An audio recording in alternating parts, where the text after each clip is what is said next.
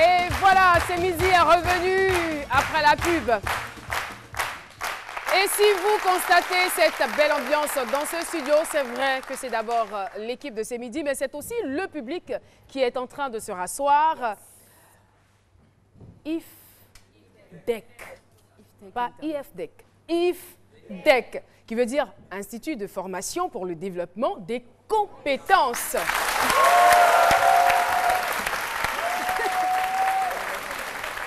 En tout cas, votre représentante nous a montré que vous êtes très compétent. Merci beaucoup de votre présence sur ce plateau.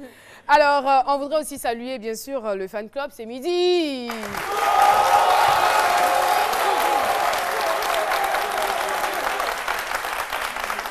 Et avant de poursuivre, j'aimerais lire donc ce communiqué.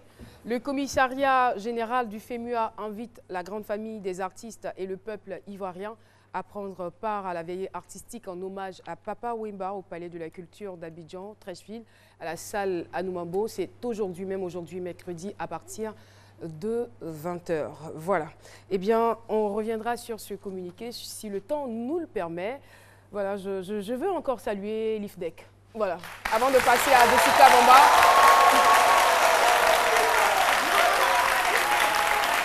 Merci. Ça vous plaît?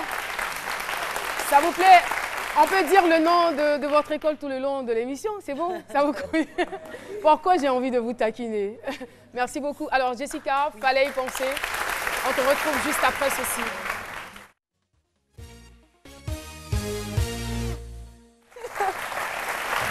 Échauffement. Alors, Caroline, aujourd'hui, c'est un peu différent de ce que j'ai l'habitude de proposer. C'est arrivé comment? C'est que à chaque fois que j'ai une conversation avec une personne, j'aimerais bien pouvoir savoir à quoi la personne pense réellement. C'est vrai que c'est pas toujours bien, mais par moment, tu as bien envie d'avoir un super pouvoir qui te dit en fait à quoi est-ce que la personne est en train de penser.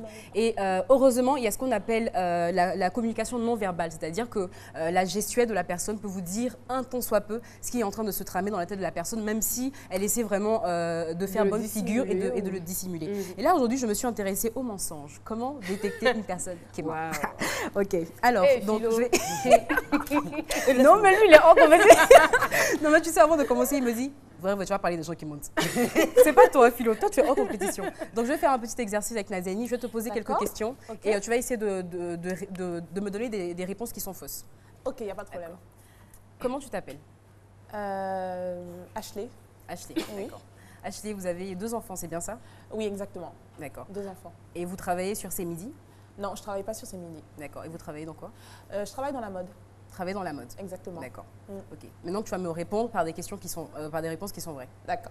Tu t'appelles bien Nadiani Diarra? Oui, bien sûr, Nadiani. Voilà. Donc ça, c'est un petit exercice que vous pouvez essayer de faire avec une personne. C'est très simple. Le regard est très important.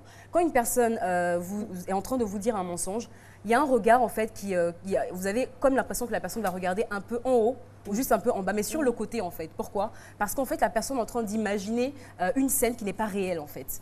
Et lorsque vous posez une question à une personne, elle va mettre un tout petit peu de temps avant de vous répondre. Après, il y a des personnes qui ont déjà préparé le mensonge dans leur tête, qui savent que vous allez lui poser une question bien précise. Et ces personnes-là, en règle générale, dès que vous lui posez la question, la réponse vient du tic au tac. Même si je demande à Caroline Da Silva, vous avez... Tu es arrivée sur moi. Vous connaissez Monsieur Joseph Ondjou? Ce monsieur dont on parle à la télévision. Voilà. Et ça, c'est un deuxième indice. La personne qui ment va vous donner toujours plus de détails. C'est-à-dire que vous lui avez posé une question qui est simple. Connaissez-vous Monsieur Ondjou? La réponse est oui, non. Ça va être ah, il travaille à tel endroit avant de vous dire oui, je le connais. D'accord? Et en général, les personnes qui vont... Est-ce que c'est toujours le mensonge? Pardon? Je veux dire que est-ce qu'il n'y a pas d'autre chose qui rentre en ligne de compte? Peut-être qu'on n'a pas l'information exacte ou on a entendu vaguement parler de la personne, on n'est pas très sûr. Il y a aussi, non, si vous n'êtes pas très sûr, vous allez prendre un peu plus de temps déjà avant de répondre. Votre réponse sera partielle, elle ne sera pas complète. Je vais lui dire, ouais, je crois que je le connais, je ne sais pas. Mais une personne qui te ment déjà, par exemple, je donne un exemple très bête. On a volé la montre de Philo à midi.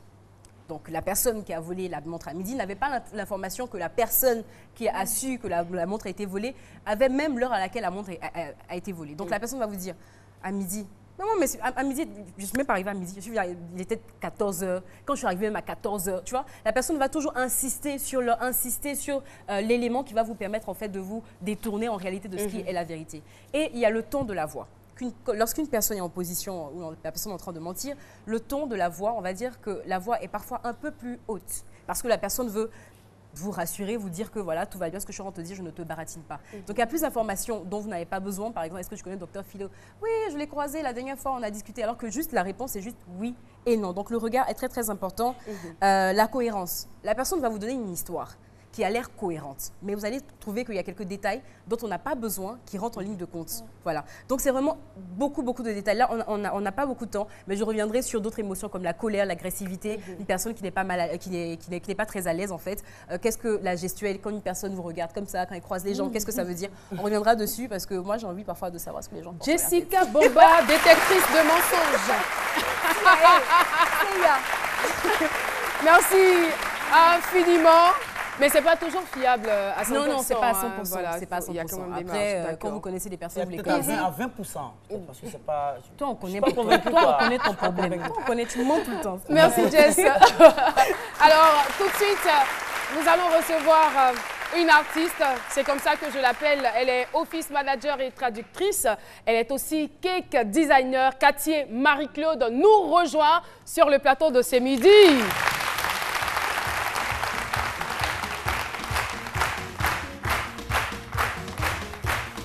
Et voilà. Bonjour. Cathy, bonjour. Bonjour Caroline. D'accord. Alors, ce que je fais, je pars avec ça dans le public. Bonjour, à votre avis, c'est quoi ça? Mais ça ressemble à quoi? Une sauce. Une sauce, hein? D'accord. Ça ressemble à un talier. Vous êtes basé sur quoi pour dire un gâteau? Parce que j'ai dit cake designer ou à cause de l'odeur? De l'odeur, d'accord. Sinon, de loin, c'est un talier et à l'intérieur, une sauce. Voilà. Je vais présenter comme ça à l'antenne. C'est bon? On a vu, on a bien vu? C'est énorme. Voilà. Cake designer. Des tomates, des aubergines. Ouais, il y a du piment, il y a de l'aubergine, il y a tout. Voilà. Ouais. Bonjour et bienvenue. Bonjour Caroline, vous allez merci. Bien? Très bien, merci. Alors, cake designer, ça veut dire quoi? Le cake designer, c'est celui qui crée, qui conçoit des gâteaux, mais avec des designs particuliers en fait. Des designs 3D. En fait, on va dire que c'est une forme d'artiste pâtissier en fait. C'est cela, et c'est ce que je vous disais. Ça change quand même de ce qu'on a l'habitude de voir. Hein. Oui, c'est beaucoup. Et qu'est-ce qui vous inspire généralement? Alors, je suis très inspirée par mes clients parce que j'aime faire plaisir. Je me dis d'abord, quand on a envie de s'offrir un gâteau, il faudrait que ce soit un gâteau qui nous plaise. Donc en général, je demande à mes clients de me dire ce qu'ils aiment et c'est à partir de là qu'on leur conçoit un gâteau. Et qui fait les propositions? Est-ce que c'est vous qui leur faites les propositions ou non. C'est eux, quand ils vous sollicitent, oui, moi j'aimerais avoir par exemple la Tour Eiffel ou j'aimerais avoir un micro, voilà.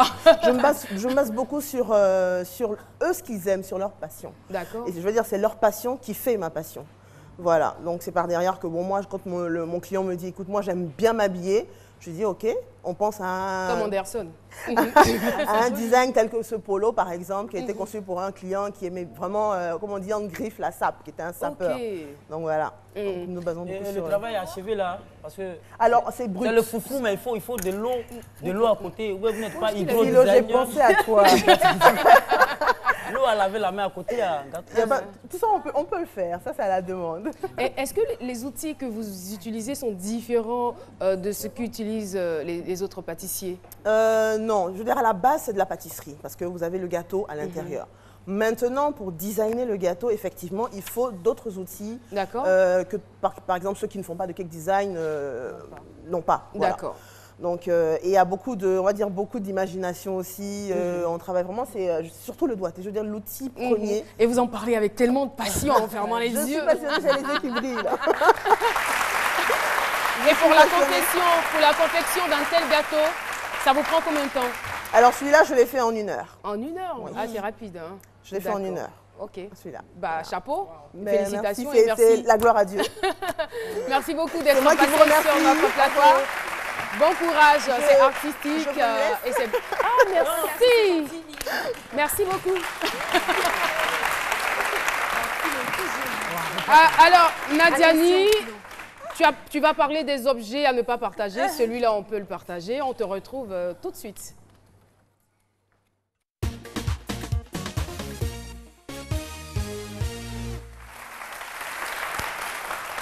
Donc voilà, comme je le disais tout à l'heure, Philo, s'il te plaît, je peux avoir mes effets personnels, s'il te plaît? Merci. Comme je le disais tout à l'heure, il arrive souvent qu'on partage. Non, je vais confier des effets personnels en fait. Tu veux pas me rendre, tu vois.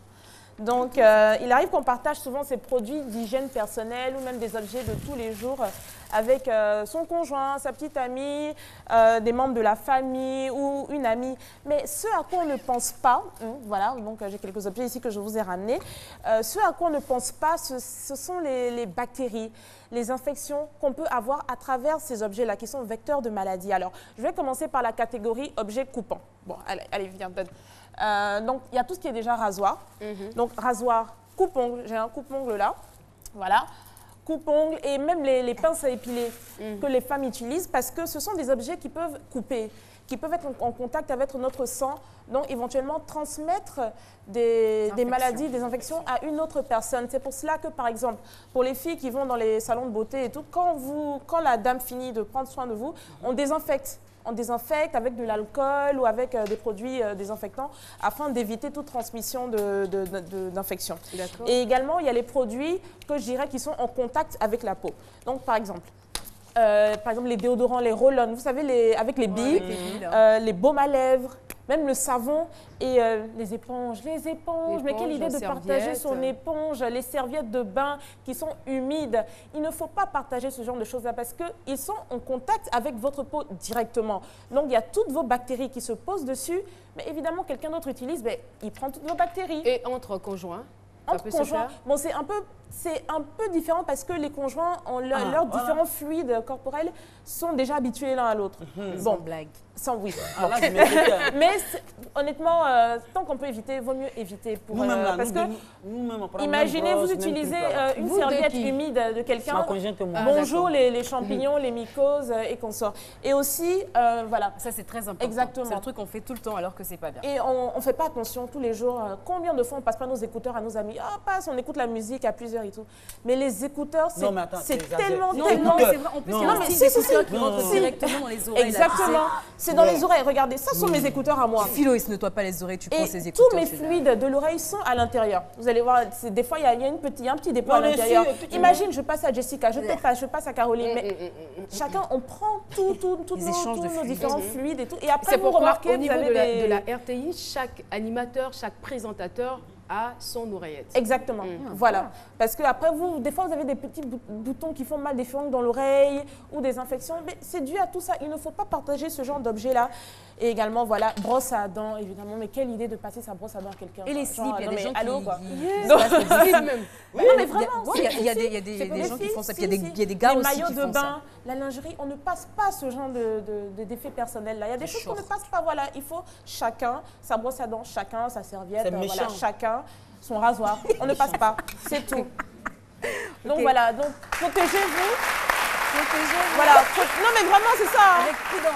Protégez-vous. Déjà qu'on a tellement de maladies qui se baladent en ville, il ne faut pas en rajouter en faisant ce genre de choses. Donc ayez vos effets personnels, gardez-les pour vous. Merci beaucoup Nadiani. Nadiani qu'on retrouvera le mercredi prochain, s'il plaît à Dieu. Merci infiniment, ma chérie. Alors, tout de suite, nous allons recevoir un dernier invité, sinon des invités. Je suis sûre que ça va vous faire bouger. Celle que nous recevons d'abord est Nadine Ungoran. Elle est assistante de production, productrice déléguée du film Sans regret. Elle n'est pas seule. Voilà, elle va se faire accompagner par des acteurs. Nadine Ungoran, bonjour. Alors, tout de suite, les choses vont très très vite.